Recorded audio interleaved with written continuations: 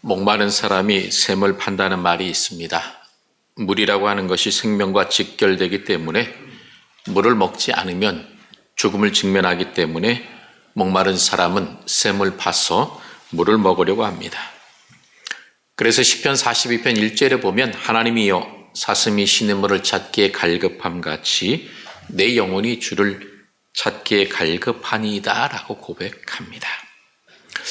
2002년 월드컵에서 한국을 16강에 이끈 후에 히딩크 감독이 I'm still hungry 이렇게 이야기하면서 나는 아직도 만족하지 못했다라고 합니다.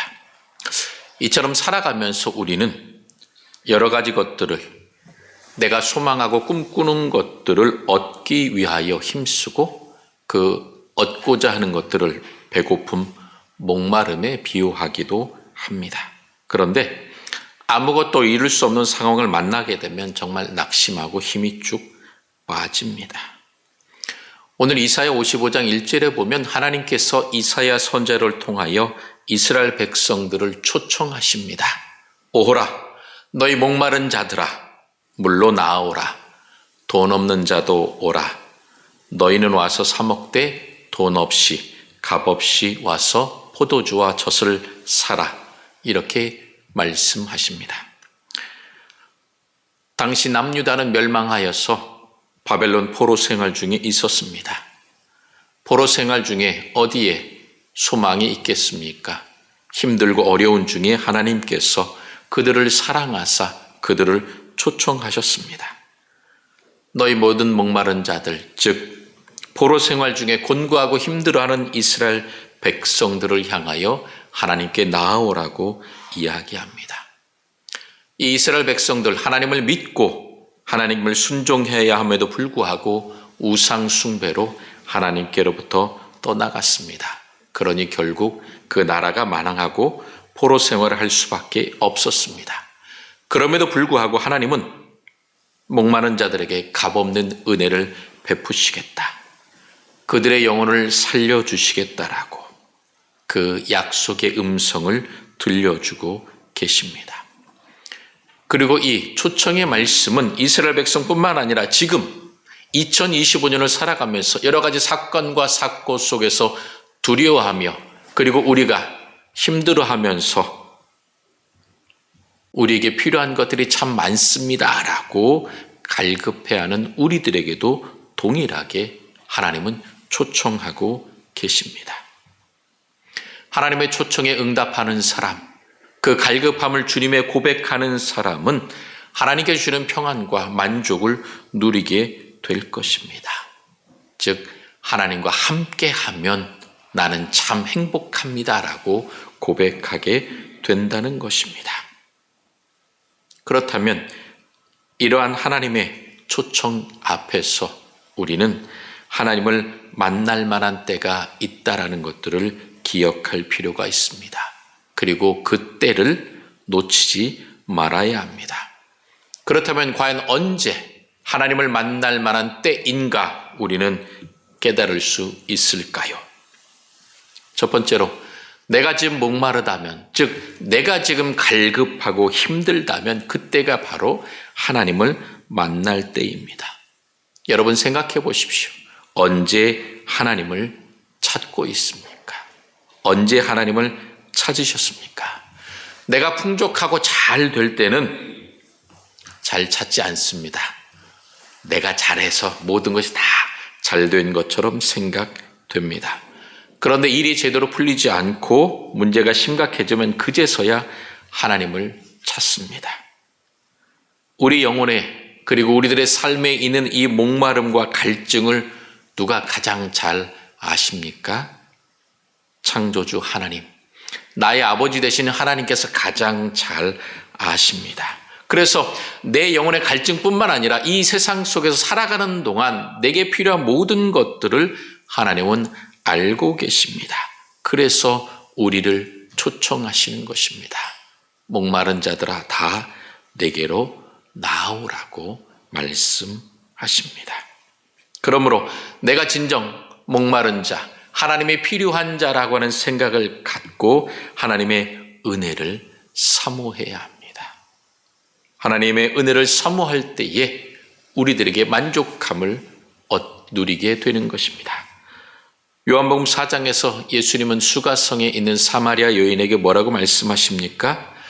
내가 주는 물을 마시는 자는 영원토록 목마르지 아니할 것이다 라고 참 만족을 주시겠다고 약속하셨습니다.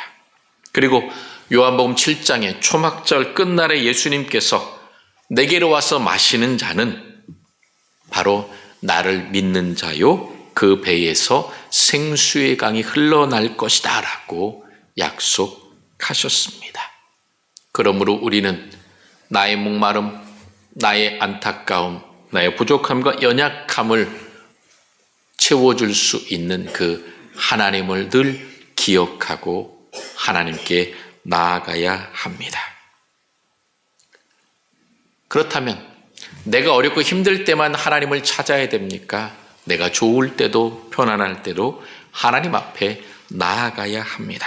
솔직히 아쉬울 때만 찾아와서 이것저것 달라고 요청하는 것보다는 그래도 평상시에 전화도 자주 하고 지나가다가 맛있는 거 보이니까 같이 먹고 싶어서 사왔습니다 라고 부모님이나 친구들이나 이웃들을 돌아보는 것, 그것이 참 좋고 선한 일입니다.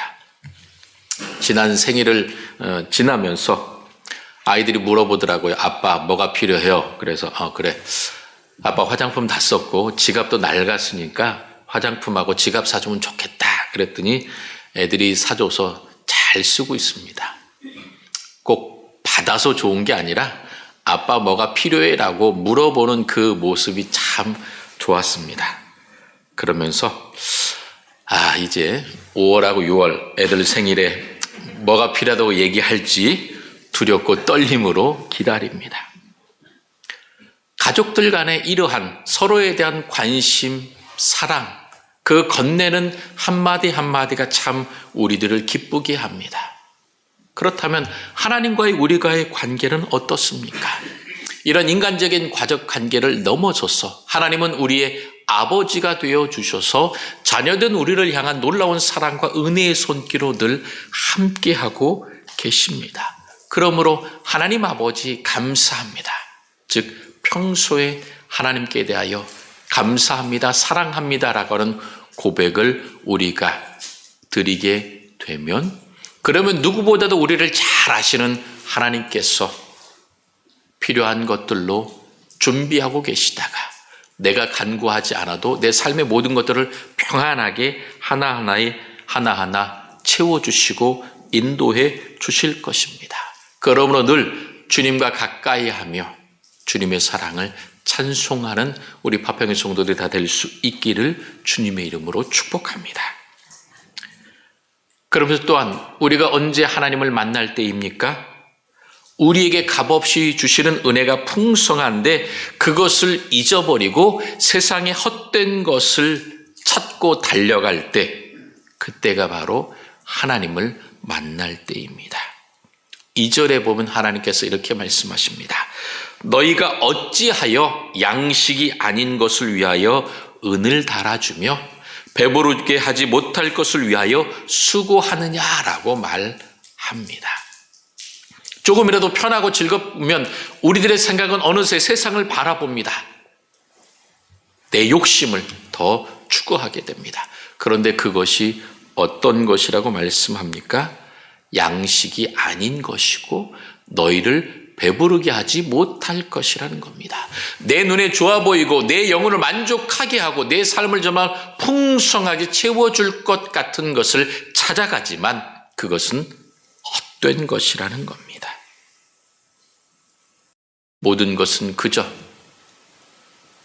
아침에 잠깐 있다 사라지는 이슬과 안개처럼 사라져버리고 만다라고 하는 것입니다.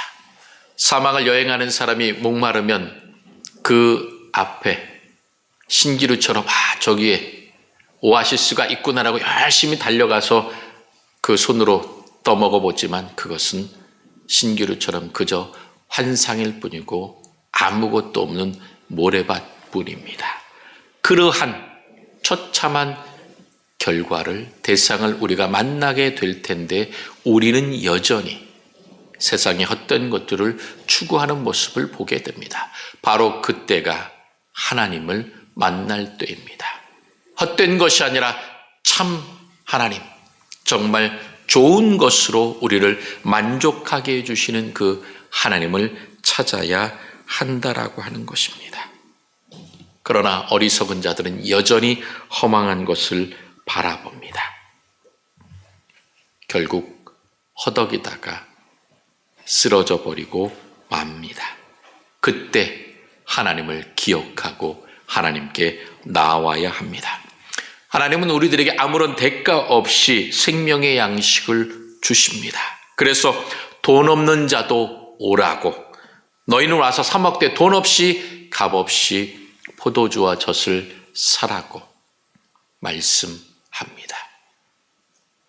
세상의 것 쫓다가는 결국 망하지만, 그러나 하나님께 나아오면 값없이 주시는 은혜를 풍성하게 받게 될 것이라는 겁니다. 그러므로 여러분, 헛된 것을 추구하는 것이 아니라 우리를 초청하시는 하나님 앞에 그 하나님을 만나기 위하여 달려가는 우리들의 삶이 되어야 할 것입니다. 그러나 여전히 우리들이 헛된 인생을 달려가고 있고, 그리고 이스라엘은 그들이 갖고 있는 경제력, 군사력, 외교력을 믿다가 결국 망했습니다. 얼마나 연약하고 부질없는 삶인지 안타까울 뿐입니다. 그런데 그 안타까운 인생이 바로 우리의 인생입니다. 하나님 앞에 끝까지 나가지 못하는 모습이 우리들에게 있기 때문입니다. 그러므로 이러한 인생들을 향하여 하나님께서 뭐라고 말씀하십니까? 6절에 이렇게 다시 한번 말씀하십니다. 너희는 여호와를 만날 만한 때에 찾으라. 가까이 계실 때에 그를 부르라 말씀하십니다. 여러분, 하나님을 만날 만한 때가 따로 있습니까? 그리고 하나님께서 어느 때는 가까이 계시다가 멀리 계십니까? 하나님은 그렇지 않습니다. 문제는 누굽니까? 바로 나입니다. 내가 하나님이 내 옆에 계신데도 바라보지 않습니다. 언제든지 하나님 아버지 부르면 달려와서 나를 안아주시는데 그 하나님을 찾지 않고 세상을 찾습니다. 그러면서 힘들다고, 실패했다고, 지쳤다고 투덜거리는 모습, 그것이 바로 나의 모습입니다.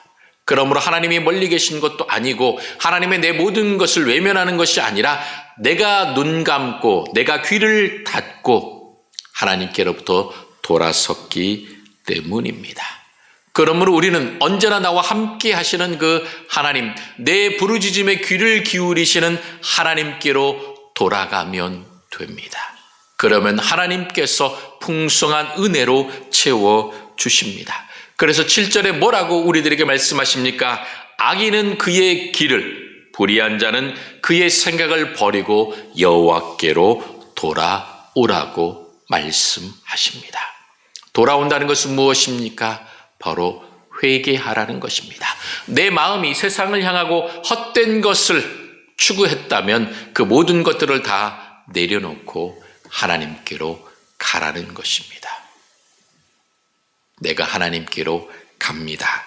나를 받아주소서 고백해야 한다라는 것입니다. 나를 중심으로 살았던 삶이 아니라 이제 하나님을 중심으로 해서 하나님의 뜻대로 순종하며 살겠다라고 고백하라는 것입니다. 그러면 하나님께서 어떻게 해 주시겠다는 것입니까? 긍휼히 여겨 주시겠다라고 약속하십니다. 어렵고 힘든 우리를 사랑과 자비로 채워 주시겠다라고, 그리고 우리가 어떤 죄를 짓고 엉망인 모습, 찢겨진 모습, 아픈 모습, 상한 모습이 있다 하더라도 그 모든 것들을 다 용서해 주시고 품어주시겠다라고 오늘 약속해 주십니다. 그러면 나는 정신 차리고 하나님께로 돌아가기만 하면 됩니다. 어려운 것이 아닙니다. 그저 내 입술을 열어 하나님, 내가 하나님께로 갑니다. 하나님, 나를 받아주소서. 하나님, 내가 하나님만 찾습니다. 하나님만 의지합니다. 이렇게 고백하면 되는 것입니다.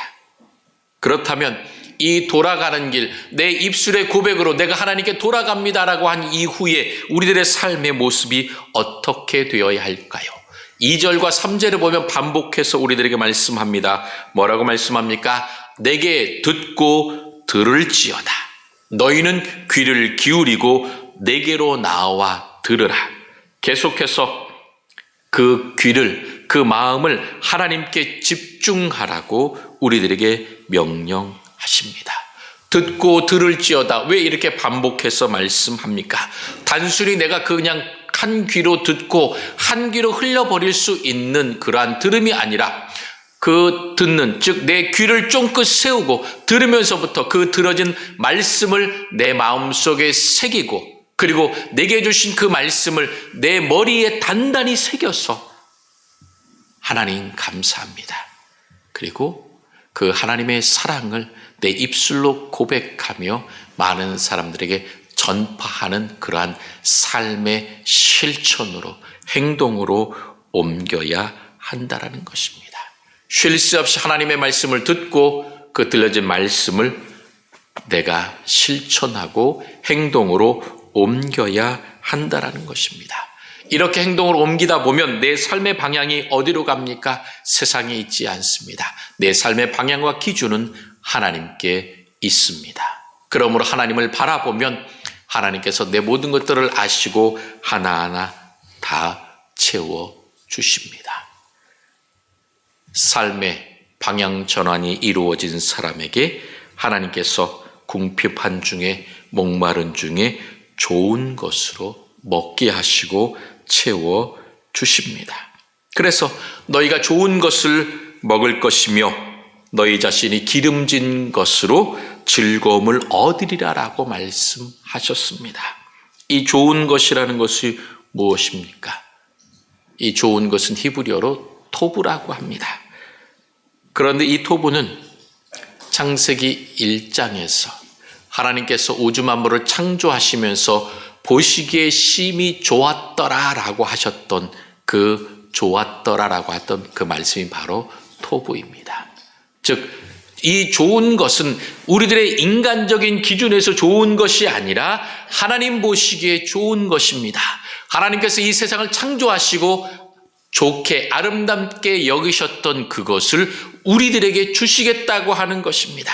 인간의 생각을 뛰어넘는 전능하신 하나님의 좋은 것으로, 아름다운 것으로 우리들에게 채워주신다는 것입니다. 그러므로 그 좋은 것을 우리가 먹고 마시며 누리게 되니 우리들의 마음은 즐거움, 기쁨, 평안함으로 풍성하게 채워지게 될 것입니다. 그러면서 3절에 또한 뭐라고 말씀합니까? 귀를 기울이고 하나님께 나와 들으면 영혼이 살리라 라고 말씀해 주십니다.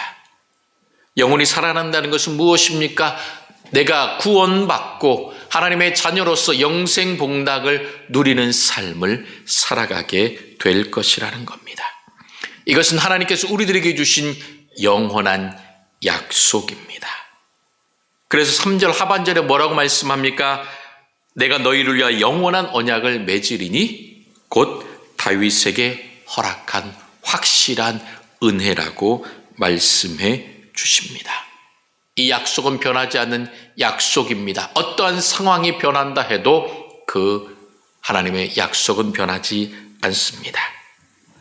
우리가 새벽에 열왕기하 말씀을 보고 있습니다.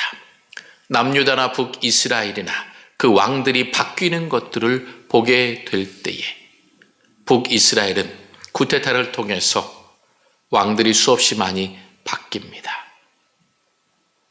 그러나 남유다는 다릅니다. 비록 신하들에 의하여 그 왕이 죽었다 할지라도 다윗의 후손인 그 혈통은 변하지 않고 계속해서 왕위에 오르게 됩니다. 왜냐하면 하나님께서 다윗에게 주셨던 약속, 내 후손에게서 그 왕위가 떠나지 아니할 것이라고, 그 후손을 내가 계속해서 세워주시겠다라고 하나님께서 약속하셨기 때문입니다. 다윗에게 주셨던 이 확실한 약속, 은혜의 약속을 지금 누구에게 주시겠다는 것입니까? 포로 생활에서 어렵고 힘들어서 눈물 흘리는 이스라엘 백성들이여, 너희가 포로 중에 있지만 하나님께 나아와 하나님의 말씀을 듣고 순종하고 하나님께 나오면 그 확실한 다윗의 약속을 너희에게 이루어 주시겠다라고 지금 말씀해 주고 계시는 것입니다. 이 하나님의 약속이 지금 우리들에게도 동일하게 주어지고 있습니다. 예수 그리스도를 통하여 하나님의 자녀가 되었고 영생 복락을 누리면서 하나님 나라에 가서 하나님 자녀로서 왕 노릇하면서 우리는 늘 즐겁고 평안하게 기쁘게 살아가게 될 것입니다. 그러므로 그 하나님의 약속대로 메시아이신 예수 그리스도께서 이 땅에 오셨습니다. 그래서 십자가를 지심으로 우리들의 모든 죄와 허물을 다 용서하시고 구원해 주셨습니다. 그러므로 누구든지 주의 이름을 부르는 자는 구원을 얻으리라라고 말씀하셨고 세계 만방의 모든 사람들이 구원받은 자녀로서 지금 믿음의 삶을 살아가고 있습니다. 그래서 4절과 5절에 우리들에게 말씀해 주는 대로 내가 만민에게 지도자로 명령자로 세울 사람이 있다라고, 누구십니까? 바로 메시아이신 예수 그리스도입니다. 그러므로 그 예수 그리스도로 말미암아 알지 못하는 나라 모든 사람들이 나와 하나님께 영광 돌리게 될 것이고, 그러므로 너를 영화롭게 할 것이다. 즉 하나님의 자녀와 천국 백성이라고 하는 새로운 신분으로 변화됐기 때문에 많은 사람들이 보며 영화롭게 존귀하게 여길 것이다라고 말씀해 주셨습니다. 하나님은 하나님께로 돌아와 하나님의 말씀을 듣는 모든 자들을 용서해 주십니다. 그리고 목마른 자들에게 필요한 모든 것들을 다 채워 주십니다. 그러므로 우리는 주님의 말씀을 듣고 또 듣고 나아와서 우리도 또한 주님께서 이사야 선지자를 통하여 이러한 초청의 말씀을 해 주셨던 것처럼 우리도 세상을 향하여 목마른 자들을 향하여 삶의 지경 가운데에 아프고 상처받아 눈물 흘리며 힘들어하는 사람, 갈급한 사람들에게 이 초청의 말을 우리가 해야 합니다. 목마르고 갈급하고 힘들면 하나님께로 나아오십시오. 하나님께로 나아와 주님의 말씀을 들으면 참 평안과 긍휼을 얻게 될 것입니다라고 우리는 그 복음을 선포해야 합니다. 이사야 선지자를 통하여 악인은 그의 길을, 불의한 자는 그의 생각을 버리고 여호와께로 돌아오라는 이 음성을 듣는 순간이 바로 하나님을 만날 때입니다. 하나님께로 돌아가야 할 때입니다. 하나님은 하나님에게 돌아오는 누구나 다 긍휼히 여겨 주시고 너그럽게 용서해 주십니다. 그러므로 지금 오늘 이 순간이 갈급함과 문제와 고통과 아픔 가운데에 용서와 회복이 필요한 우리들에게, 그리고 이 나라와 이 민족 위에 많은 세상 사람들에게 필요한 약속의 음성이 지금 들려져야 할 때입니다. 혼란함과 고통과 아픔 가운데 지금 이때가 바로 하나님을 만날 만한 때입니다.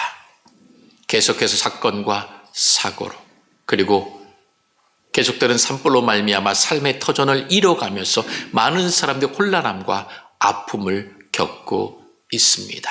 이때에 우리가 무엇을 해야 하겠습니까? 오늘 하나님께서 이사야 선지자를 통하여 많은 사람들을 초청한 것처럼 고통과 눈물에 있는 사람들을 바라보며 그들을 위하여 기도해야 합니다. 그리고 그들에게 하나님께로 돌아오라고 이 복음의 기쁜 소식을 전해야 합니다.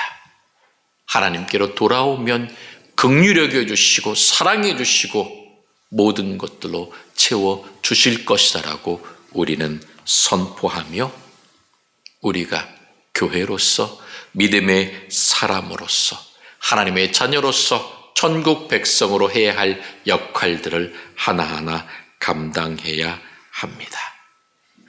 우리가 주님의 초청에 응답하여 하나님께 나아감으로 내게 주셨던 회복과 자비와 긍휼의 은혜를 감사하면서 날마다 주님과 동행하며 내 주변에 있는 모든 사람들을 긍휼히 여기고 그들에게 지금이 어려울 때가 하나님을 만날 만한 때입니다. 하나님을 만나보십시오. 당신의 삶이 변하게 될 것입니다. 달라지게 될 것입니다라고 우리는 전해야 합니다. 내가 먼저 달라진 모습으로 내가 먼저 주님의 사랑 은혜 가운데 기쁨과 감사의 고백이 넘치는 삶으로 그들에게 보여주면 됩니다. 내 평상시 삶이 주님의 은혜와 사랑임을 고백하면 되는 것입니다.